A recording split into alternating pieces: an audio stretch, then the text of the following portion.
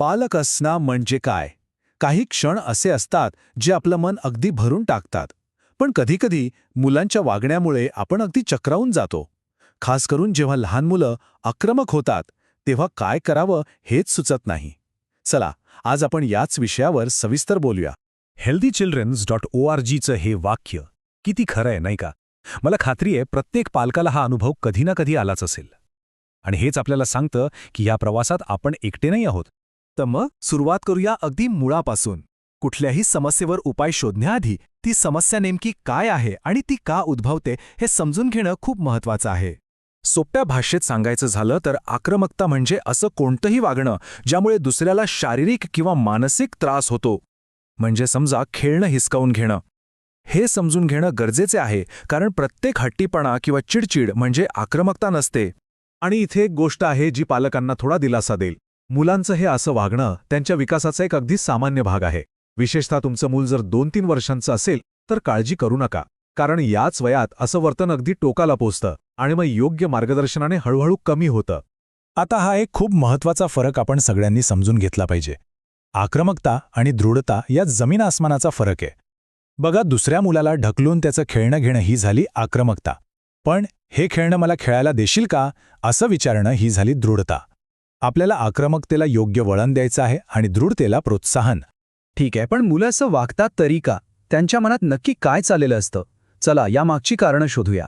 यामागचं एक मोठं कारण म्हणजे लहान मुलांचा मेंदू अजून पूर्णपणे विकसित झालेला नसतो. त्यांच्या मनात भावनांचं एक मोठं वादळ येतं, पण त्या भावना कशा ओळखायच्या, कशा व्यक्त करायच्या हेच त्यांना कळत नाही. आणि म्हणूनच मग ते मारामारी किंवा आरडाओरडा करून व्यक्त होतात. The light house of Frisco मते यामागे अनेक कारणं असू शकतात, जसे की संवाद कौशल्याचा अभाव. जेव्हा मुलांना शब्दात सांगता येत नाही तेव्हा ते हातापायांनी बोलतात. त्याचबरोबर घरातलं वातावरण कसं आहे याचाही त्यांच्या वागण्यावर थेट परिणाम होतो. कारणं तर समजली, पण आता सगळ्यात महत्त्वाचा प्रश्न येतो, ह्यावर उपाय काय?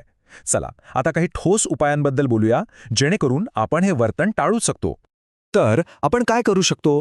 healthychildren.org आणि युनिसेफ आपल्याला 4 महत्त्वाच्या पायऱ्या सांगतात. 1. घरातले नियम स्पष्ट करा. 2. स्वतः एक आदर्श बना, कारण मुलं बघूनच शिकतात. 3.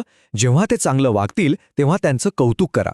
आणि 4. जे सगळ्यात महत्त्वाचं आहे, त्यांच्या वागण्याबद्दल बोला, त्यांच्यावर टीका करू नका.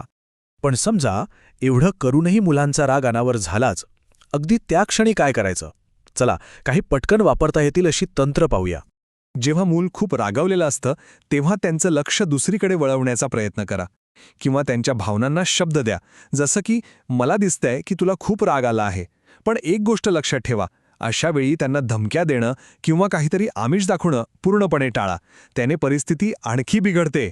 हे बघा, हे खूप सोपं आणि प्रभावी तंत्र आहे. याला म्हणतात हँड ब्रीथिंग. फक्त आपल्या हाताच्या बोटांवरून दुसरं बोट फिरवायचं, वर जाताना श्वास घ्यायचा आणि खाली येताना सोडायचा. हा व्यायाम मुलांना त्यांच्या भावनांवर नियंत्रण मिळवायला खूप मदत करतो. आणि त्याचप्रमाणे हा एक आणखी मजेशीर व्यायाम आहे. मुलांना कल्पना करायला सांगा की ते एका सुंदर फुलाचा वास घेत आहेत आणि मग एका मेणबत्तीला फुंकर मारत आहेत. खेळता खेळता ते शांत राहण्याचं एक खूप महत्त्वाचं कौशल्य शिकतात. या सगळ्या उपायांच्या पलीकडे जाऊन एक गोष्ट आहे जी सगळ्यात जास्त महत्त्वाची आहे, आणि ती म्हणजे आपल्या घराचं वातावरण. चला पाहूया मुलांच्या भावनिक आरोग्यासाठी ते किती महत्त्वाचं आहे. हे चित्र बघूनच आपल्या मनात काहीतरी होतं नाही का? विचार करा, पालकांमधला तणाव आणि भांडणं मुलांच्या लहानशा जगात एखादा वादळासारखी येतात आणि त्यांना खूप असुरक्षित वाटायला लागतं. खरं तर मुलं खूप जास्त संवेदनशील असतात. जेव्हा ते घरात भांडणं बघतात तेव्हा त्यांच्या मनातली सुरक्षिततेची भावना कुठेतरी हरवून जाते. आणि सगळ्यात वाईट म्हणजे त्यांना असं वाटू लागतं की कदाचित हे सगळं आपल्यामुळेच होतंय. आता बोलूया पॅरेंटल बर्नआउटबद्दल. ही एक अशी अवस्था आहे जिथे पालक म्हणून आपल्याला प्रचंड थकवा येतो आणि आपण भावनिकदृष्ट्या मुलांपासून दूर जातो. आणि जेव्हा आपण स्वतःच इतके तणावात असतो तेव्हा मुलांच्या भावनांना शांतपणे हाताळणं खूपच कठीण होऊन बसतं. म्हणूनच पालकांसाठी एक सोपा पण खूप शक्तिशाली उपाय आहे. जेव्हा परिस्थिती हाताबाहेर जाते असं वाटेल तेव्हा फक्त थांबा आणि 5 दीर्घ श्वास घ्या. हे तुम्हाला स्वतःला शांत ठेवण्यास मदत करेल आणि तुम्ही जास्त चांगल्या प्रकारे प्रतिसाद देऊ शकाल. तर मग या सगळ्या चर्चेतून आपण काय शिकलो? मुलांची आक्रमकता हा त्यांच्या स्वभावातला दोष नाही, तर त्यांच्या विकासाचा एक भाग आहे.